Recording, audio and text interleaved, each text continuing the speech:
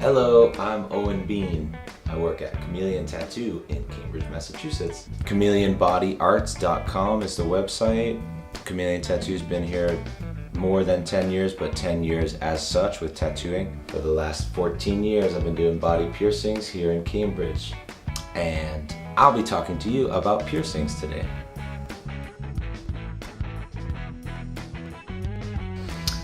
What you need to know about septum piercing is that this is a very complicated piercing and it's best left to people who aren't still learning. So you really want a piercer who's very, very familiar with what they're doing. The placement is more key for the septum piercing than for a lot of other piercings. The goal being to totally avoid cartilage, okay? So the soft cartilage is what holds the shape of your nose, and the hard cartilage is like, you know, what your nose is held up by. There's a spot in between those two, that's the sweet spot or the soft spot. It's really important that the piercing goes right through there.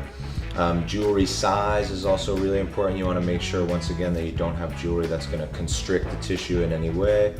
And yeah, you want to make sure that the piercer is very, very comfortable with the whole process. Make sure they can explain to you why the placement has to be the way it is. And as far as which piece to choose, there's a number of different options. The septum retainer is a piece that you can basically flip up and is invisible the whole time you're healing. Or you can do a circular barbell, which is like the horseshoe shaped one, or a captive bead ring. Any of those are all acceptable, and just the diameter of which the jewelry you use is very, very important.